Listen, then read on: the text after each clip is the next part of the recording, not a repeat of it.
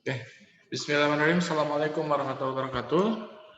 Waalaikumsalam warahmatullahi Waalaikumsalam. wabarakatuh. Waalaikumsalam warahmatullahi wabarakatuh. Kita akan mulai pertemuan kita kali ini. Saya akan share screen ya.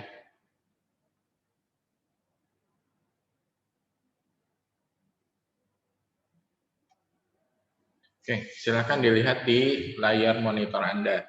Nah, sebelum share kita dimulai perkuliahannya, kalian silahkan untuk absensi tulis nama dan NPM di kolom chat gitu ya. Hari ini kita akan membahas mengenai kreativitas dan ide bisnis. Jadi sebelum kita memulai nanti di pertemuan ke-7 sebelum UTS itu kita akan mengadakan bisnis plan. Kita akan memulai dengan bagaimana menciptakan kreativitas dan ide-ide bisnis. Ya. Nah, untuk seperti yang saya sampaikan di pertemuan sebelumnya bahwa kalian mulai persiapkan dengan kelompoknya usaha apa yang akan kalian tuangkan dalam bisnis plan kita di semester ini. Jadi kalian sudah mulai tuh untuk mencari-cari kira-kira kalian akan mendirikan apa, usaha apa, memulai bisnis. Itu yang pertama. Terus yang kedua, mulai minggu depan kalian coba cari bisnis plan gitu ya untuk perusahaan lain. Nanti kita akan analisis dua itu selama semester ini. Oke, ide bisnis, tren. Apa sih itu tren gitu ya? Biasanya kan kalau kita mau memulai sebuah bisnis, kita melihat dulu peluang atau misalkan apa sih sebenarnya yang sedang tren saat ini gitu ya. Jadi tren itu dimulai dari adanya sebuah opportunity untuk kita membuat sebuah bisnis atau memulai sebuah perencanaan bisnis. Gitu. Jadi ketika kita tren bisa didefinisikan sebagai sesuatu yang memang saat ini sedang viral atau memang sedang membuming di masanya gitu. Nah, tren ini biasanya gitu ya saat ini tuh gitu ya kayak misalkan green trend. Green trend itu dalam artian sesuatu lagi kita semuanya kita go green ininya semua go green. Nah, itu masuknya ke dalam green trend. Artinya kayak mengurangi sampah plastik gitu ya, atau sekarang lagi membumingkan, lagi digalakan bahwa setiap toko-toko itu tidak menggunakan kantong plastik.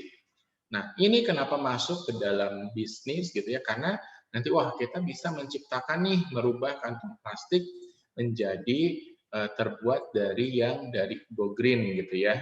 Apakah itu dari kardus ataupun dari bahan lainnya atau dari kain. Terus tren bisa berupa kayak clean energy trend. Jadi gimana caranya nih bahwa saat ini kita menggunakan hemat energi atau energi yang tidak menghasilkan polusi.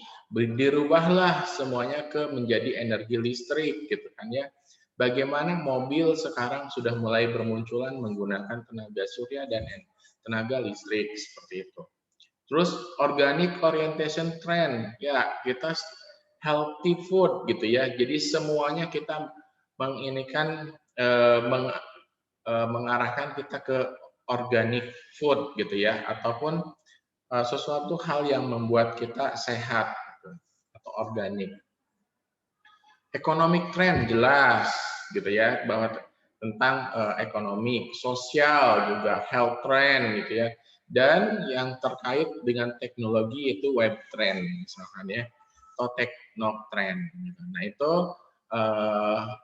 yang membuka peluang atau membuka opportunity pada saat ini.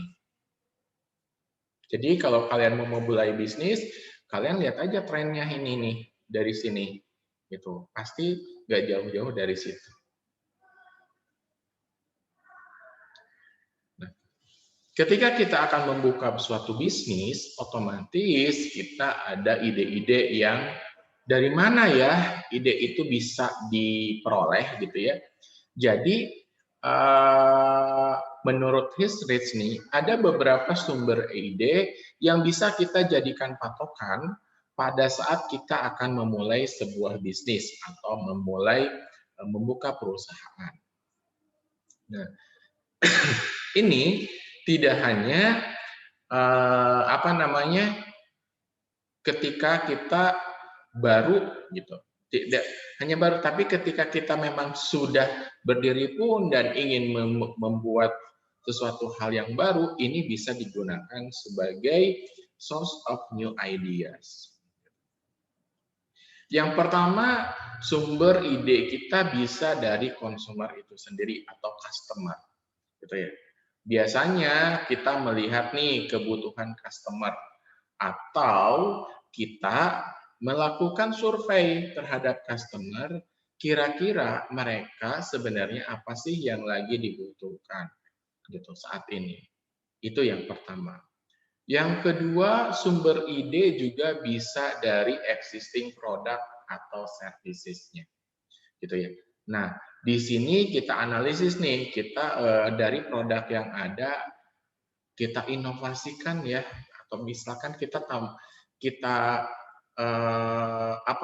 create sesuatu hal yang baru atau lebih inovatif gitu kan ya. Di sini bagaimana jasanya juga ya kita biar lebih inovatif. Artinya menciptakan sebuah produk baru dari produk yang ada. Gitu kan. Menambahkan fitur ataupun dan lain-lain. Terus dari distribution channel-nya gitu ya. Nah, ini distributor juga bisa membantu untuk memberikan suggest ataupun misalkan saran agar kita bisa bisnis apa ya atau bagaimana tekniknya sehingga menghasilkan produk yang baru gitu. Khususnya dalam bidang jasa gitu ya, ini bisa. Terus dari government gitu ya, dari pemerintahan. Biasanya pemerintah itu kan melakukan paten gitu ya, jadi ada hak milik, trademark dan lain sebagainya. Ketika misalkan seseorang sudah punya trademark atas barang tertentu dan kita didahului oleh orang tersebut, biasanya kita akan memikir gimana caranya agar berbeda sehingga itu bisa menimbulkan sumber bisnis baru. Terus new product ideas juga bisa dari regulasi yang ada. Wah, kita tidak bisa menciptakan ini ataupun ada regulasi mengenai sesuatu hal, maka yuk kita ciptakan nih gitu ya. Contohnya regulasi masker gitu ya. Regulasi masker, maka kita bisa yang tadinya kita tidak membisnis masker, sekarang kita jadi bisa bisnis masker. Terus dari R&D, Research and Development, udah jelas produk berdasarkan riset, nah itu pasti bisa menciptakan produk baru, gitu kan ya. Itu sumber-sumber ide yang bisa dijadikan patokan ketika kita akan melaksanakan sebuah bisnis, gitu ya. Nah, gimana caranya mengenerate, gitu ya, mengenerate atau mengumpulkan atau memperoleh. Tadi kan sumbernya, sekarang bagaimana cara memperolehnya, gitu ya. Metodenya, yang pertama bisa dilakukan dengan cara fokus group atau grup diskusi, di mana grup diskusi ini biasanya dipimpin oleh moderator dan skalanya besar, 8 sampai 14 orang, dan semuanya mempunyai hak untuk mengeluarkan pendapat. Gitu ya. Nah, ini merupakan metode yang paling excellent dalam artian untuk mengenerate ide, gitu. Karena setiap orang bisa speak up. Seperti itu. Ayo setor 1.800.000 Pak. Bisa kayak dicopot mic-nya di mute dulu ya. Lupa setor, katanya kan setor. Senin teh 24 bisa diambil. Imut dulu nih. Oke. Selanjutnya brainstorming. Brainstorming kalian pasti sudah paham ya. Brainstorming itu. Jadi setiap orang mengeluarkan pendapatnya. Sebentar, ada yang tidak di-unmute ini kayaknya. Oke.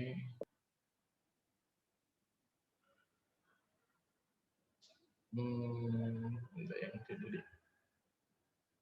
Oke.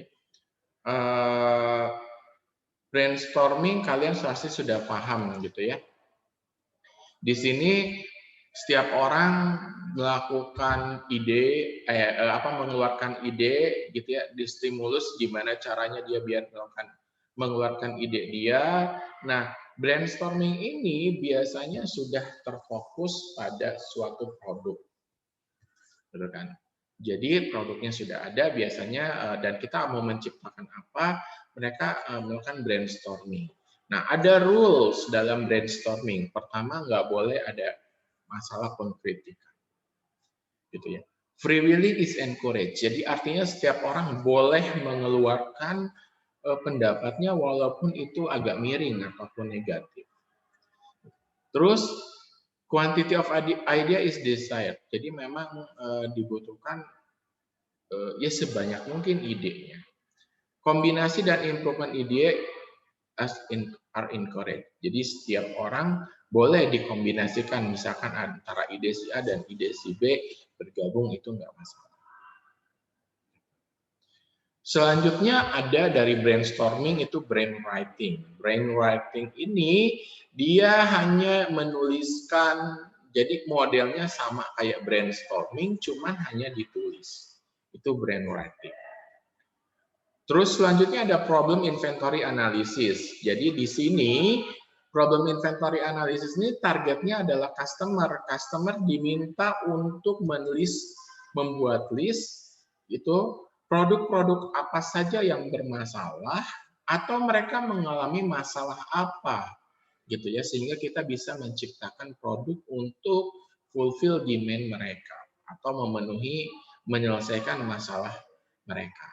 Nah, hasilnya ini harus benar-benar kita evaluasi gitu ya. Kita harus hati-hati karena kemungkinan customer dia bisa melakukan pembohongan.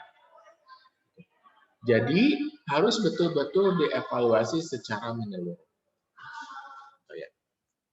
Karena kenapa? Ketika hasilnya tidak sesuai gitu ya, misalkan karena customer melakukan pembohongan, ini akan impact pada bisnis kita. Nah, tadi adalah metode untuk mengenerate atau ada source-nya, terus ada model metodenya gitu ya. Nah, terus ada juga bagaimana untuk problem solving. Nah, problem solving gitu, ini diperlukan untuk menjawab tadi tahapan yang tadi. Nah, tren biasanya gitu ya,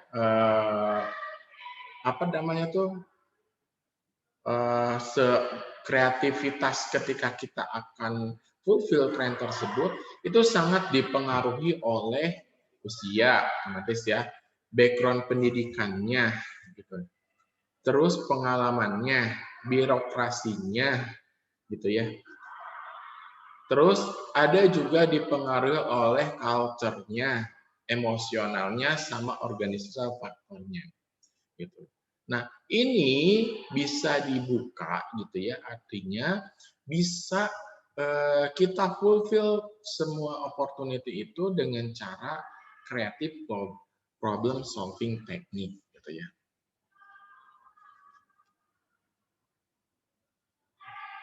Bagaimana untuk menyelesaikan masalah itu gitu, atau yang dikatakan kreatif problem solving itu seperti apa sih? Yang pertama kita melakukan brainstorming. Ada lagi nih brainstorming disebutkan lagi, di mana kita melakukan di sini tidak harus semua grupnya itu expert, tapi dia bisa all out idenya. Gitu. Dan semua ide ini harus di-record atau dicatat. Gitu. Terus bisa dilakukan penyelesaiannya dengan cara reverse brainstorming. Bedanya, brainstorming itu adalah all out, jadi semua yang disampaikan itu di-record gitu ya. Tapi kalau reverse brainstorming, ini adalah brainstorming yang fokus ke negatif aspek dari produk atau jasa yang akan kita kembangkan atau yang akan kita jual. Jadi baik itu produk, jasa, ataupun ide. Tapi kita fokus ke negatif aspek dalam artian ini negatif yang memang perlu kita antisipasi. Gitu. Nah, di sini ini juga harus hati-hati karena dapat menyinggung ketika ide itu keluar dari seseorang dan kita melakukan negatif dari merespon negatif terhadap ide itu. Jadi memang harus disampaikan secara polite, gitu ya. Nah, itu bedanya brainstorming sama reverse brainstorming. Terus ada Gordon Method, gitu ya. Gordon Method ini dengan cara mendevelop ide baru dari individu yang memang tidak tidak care sama atau tidak peduli dengan problemnya, gitu ya. Dengan cara bagaimana, gitu ya? Dengan cara kita menanyakan ataupun melihat behaviornya seperti apa, atau kita menanyakan kenapa sih dia tidak peduli, gitu. Jadi kenapa dia tidak peduli itu bisa lihat dari behavior dia, ataupun dengan cara kita bertanya langsung gitu ya, kenapa dia don't care terhadap produk ataupun keadaan jasa yang kita berikan. Nah, itu salah satu yang disebut dengan Gordon Method. Ada juga checklist method. Checklist method itu dia berdasarkan ide-ide nih yang relate. Oh, ini yang relate nih isunya gitu ya, itu checklist method. Jadi ada beberapa, terus kita generate tadi ya, terus kita checklist satu-satu. Oh, ini yang berdasarkan relate. Terus ada free association gitu ya, dengan cara kita menghubung-hubungkan masalah gitu ya dengan keadaan yang terjadi gitu ya. Kita hubung-hubungkan sehingga tahu akar permasalahannya dari mana.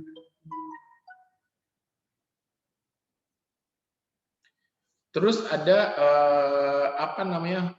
forced relationship gitu ya.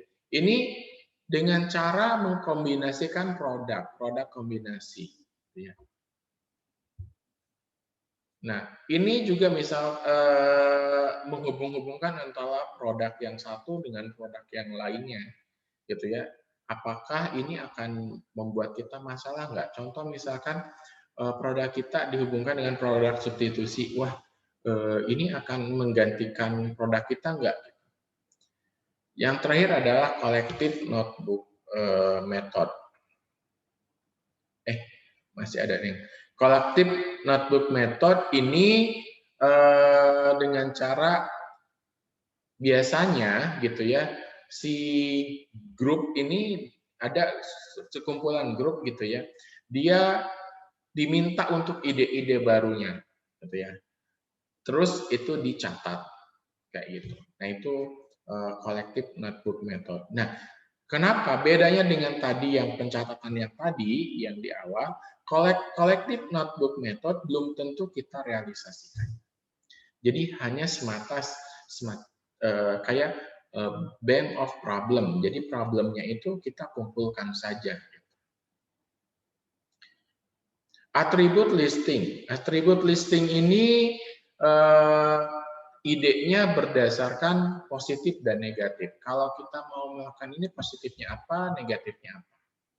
Kalau Big Dream Approach ini sih nggak ada batasan. Jadi memang kita bermimpi apa, idenya berdasarkan itu, gitu ya.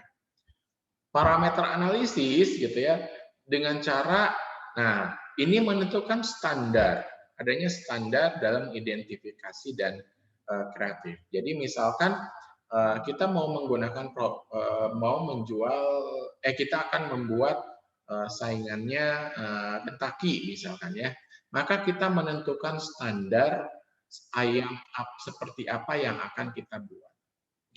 Nah itu creative problem solving dalam kita membuat ide baru ya, atau bisnis baru. Nah, parameter analisis kan ada di sini tadi ya, parameter analisis ini ada ilustrasinya nih gitu ya. Misalkan dari sisi teknologi gitu ya, ada kebutuhan nih, kita ada kebutuhan market need sama teknologi observation. Ini need analysis. Disebut parameter analisisnya ini. Kita ada identifikasinya, ada juga kreatif sintesisnya.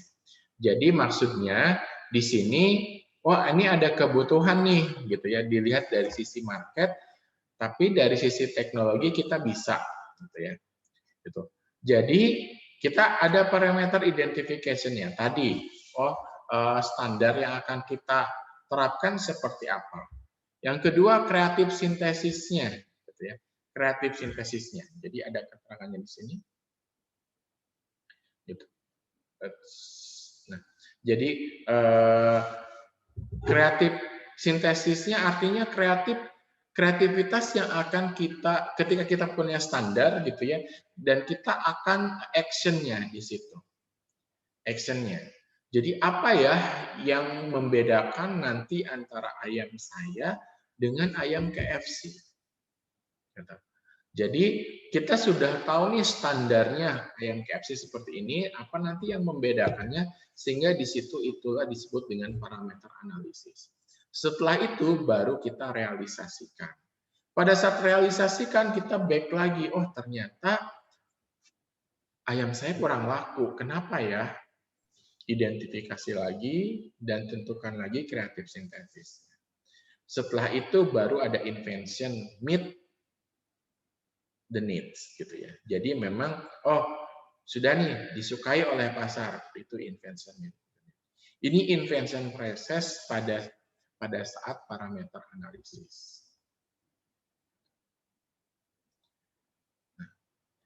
Pada saat kita membuat ide, generate new ide gitu ya, itu pasti kita juga harus diminta inovasinya.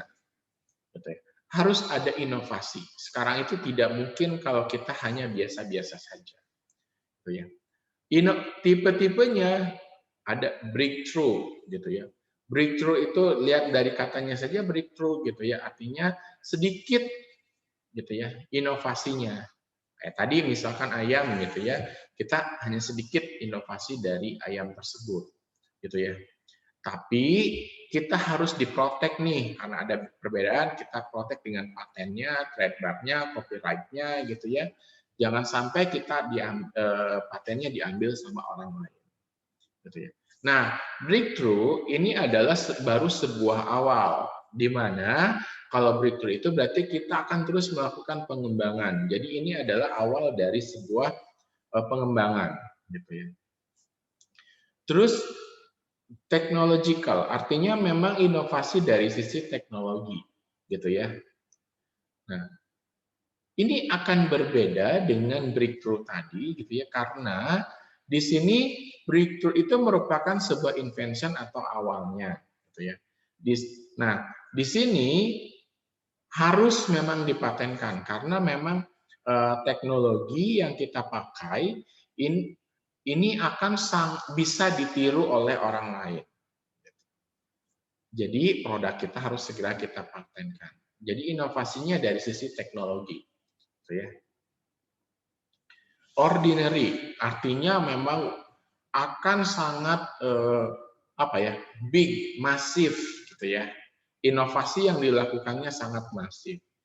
Ini akan melihat dari sisi semuanya nih. sehingga produk kita akan better dibandingkan yang lainnya. Gitu. Jadi inovasi yang dilakukan sangat masif. Gitu ya. Dan ini harus dipatenkan.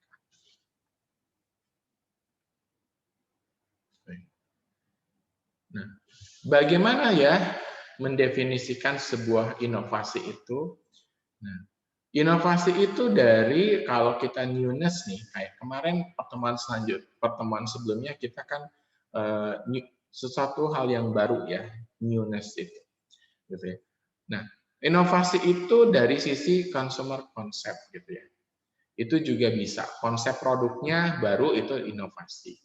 Atau packagingnya juga dirubah. Nah, itu juga suatu hal dari defining inovasi dari sisi suatu hal yang baru. Gitu ya. Ada modifikasi dari produknya. Nah, itu juga suatu hal yang baru yang bisa dikategorikan inovasi. Gitu ya.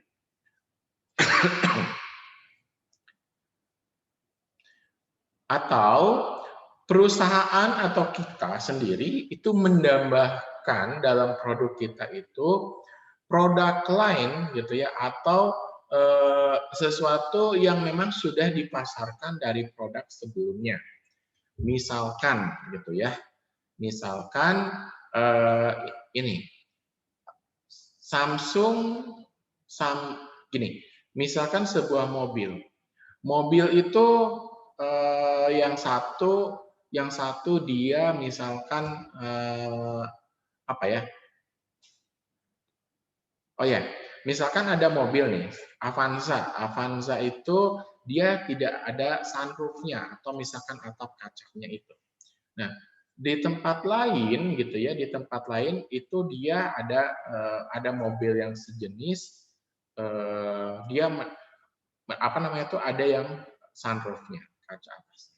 Nah, ketika Avanza berubah menjadi yang ada sunroof-nya, ada tambahan itunya, mengikuti pesaingnya, maka itu disebut sebagai new innovation. Gitu. Atau jadi istilahnya penambahan fitur atau penambahan fitur yang sudah dilakukan oleh perusahaan sebelumnya atau perusahaan pesaing yang ditambahkan ke produk kita itu bisa sebagai inovasi. Gitu ya. Nah, klasifikasi inovasi produk, new product gitu kan, karena inovasi dengan adanya inovasi itu kan kategorinya produk baru. Bisa dilihat dari viewpoint customer-nya gitu ya. Viewpoint customer-nya berdasarkan dari Thomas Robertson nih, itu ada continuous innovation, dynamically continuous, dan discontinuous innovation. Gitu ya. Jadi continuous innovation itu udah jelas namanya continuous. Jadi dia akan terus melakukan terus-menerus inovasi. Dynamic, kalau continuous dia biasanya itu regularly. Contohnya gini, sekarang itu mobil setiap tahun itu ganti, atau handphone setiap tahun itu selalu ada perubahan atau ada peningkatan. That's continuous innovation.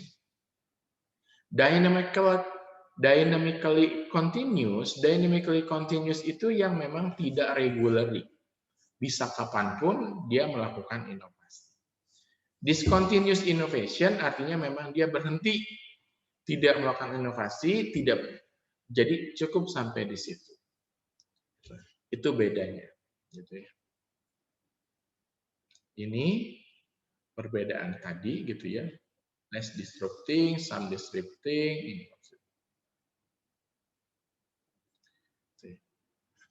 Itu dari sisi customer viewpoint. Sekarang dari sisi perusahaan, gitu ya. Nah, ketika ada dunia distinction, gitu ya, ini juga bisa membuat antara produk dan market itu menjadi satu hal yang baru, gitu ya. Teknologi, new market, gitu ya. Nah, ini akan membuat, jadi kita dilihatnya dari distinction dan juga situation. Ini yang menyebabkan kita harus membuat produk baru atau kita bisa membuat produk baru. Ada dua hal. Nah, klasifikasinya bisa dilihat nih, gitu ya, dari sisi teknologi dan juga market. Bisa dilihat di sini gitu ya. Ketika tidak ada teknologi gitu ya atau nggak ada marketnya, maka nggak ada nih untuk penciptaan produk barunya. Gitu ya. Ketika misalkan ada marketnya makin ketat gitu ya, makin apa namanya itu persaingannya makin kuat, maka kita bisa melakukan ini dari sisi perusahaan ya, remerchandising gitu ya. Jadi dengan cara meningkatkan sales ke existing customer. Itu namanya remerchandising. Jadi si existing customer-nya gimana caranya biar meningkat salesnya dari dia. Nah, kalau misalkan marketnya baru, nih marketnya baru, kita tidak ada penambahan teknologi, maka udah jelas dia adalah pengguna baru atau new use, gitu ya. Bisa menjual di sana. Oke, kalau gimana kalau teknologinya kita improve ketika tidak ada market gitu ya, tidak ada marketnya, tidak ada maksudnya marketnya tidak berubah gitu ya, tapi teknologinya kita improve, kita disebutnya reformation gitu ya. Kita rubah nih formulanya gitu ya, produknya gitu sehingga optimal kualitasnya. Reformation. Tapi ketika marketnya makin persaingannya makin ketat, kita improve produk agar si apa namanya itu customer dari persaing itu berpindah ke kita. Tapi ketika marketnya baru, ini market extension. Ini artinya kita tambahkan nih segmen marketnya di sana, gitu ya, dengan cara modifikasi produk. Terus kalau kita ada teknologinya baru, tapi marketnya nggak berubah, ya berarti kita tinggal replace saja, gitu ya, replacement. Tapi kalau persaingannya ketat dan teknologinya baru, itu ada kita sebut product life extension. Jadi gimana caranya agar apa namanya itu kita tetap ada di top, ada di atas, gitu. Add new similar product, terus kita kasih edukasi terhadap customer-nya agar dia berpindah ke kita. Terus ketika marketnya baru dan teknologinya baru, kita melakukan diversifikasi, artinya kita menambahkan market gitu ya, pasar dengan cara produk yang baru.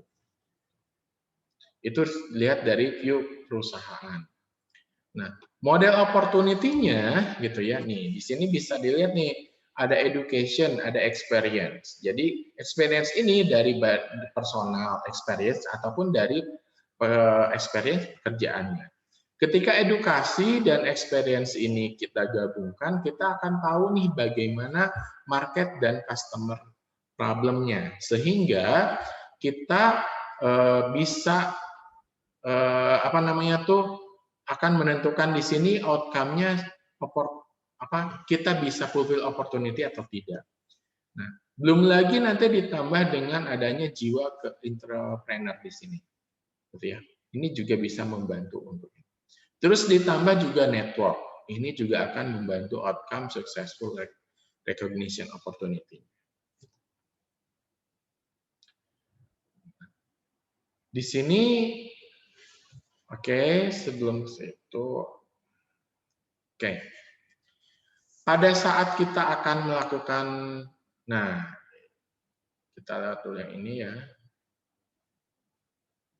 Oke, ketika kita akan mendevelop sebuah produk atau membuat sebuah produk, itu ada prosesnya, disebut dengan product planning dan development proses. Kalau misalkan development ini sampai sini, ada idea stage, yang stage ini yang idea, konsep, product development, dan testing marketing strategi itu masuknya ke development proses. Di mana ketika ada ide, dievaluasi, masuk ke konsep stage di laboratori, di pengembangannya terus dievaluasi, pilot produknya juga nanti dievaluasi, sampai semi komersialnya itu dievaluasi. Jadi setiap tahap ini melakukan evaluasi. Setelah itu kita lakukan atau jual ke pasar. Maka di sini ada mulai introduction, grow, maturity sampai dia decline. Jangan sampai kita sampai ke decline ini, makanya di sini kita melakukan inovasi atau dengan proses yang ini. Nah ini. Proses yang ini, maka untuk menjaga agar tidak terjadi decline. kita selalu ada di top. Oke ya. Ini penjelasannya. Nah, penjelasan yang diagram tadi, gambar tadi. Selanjutnya di sini kita akan dibahas juga diselipkan sedikit mengenai e-commerce dan bisnis startup. Jadi e-commerce ini bagi entrepreneur itu merupakan sebuah peluang untuk kita menjadi lebih kreatif dan inovatif, gitu ya. Ada beberapa faktor nih, nanti kita akan membahas mengenai di e-commerce itu di digital marketing dan electronic business, gitu ya. Ini hanya untuk dibaca-baca saja. E-commerce dan bisnis startup. Bagaimana using e-commerce secara kreatif gitu ya, dan mengenai e-commerce dan lain sebagainya, website itu akan dibahas di electronic business, di mata kuliah electronic business dan juga digital marketing. Oke, itu saja pertemuan kita kali ini. Ada yang mau ditanyakan?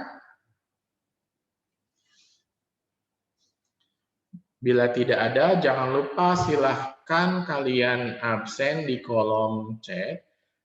Tuliskan nama dan NPM kalian secara lengkap ya. Oke. Kalau tidak ada, silahkan dibuka untuk videonya. Kita akan screenshot sebentar.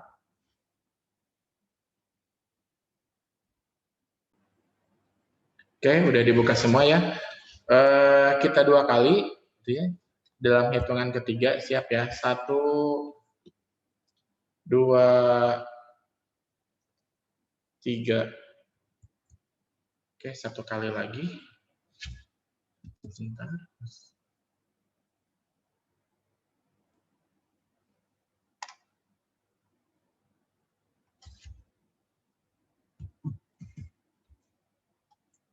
Satu kali lagi ya. 1, 2, 3. Oke. Terima kasih banyak. Ada pertanyaan?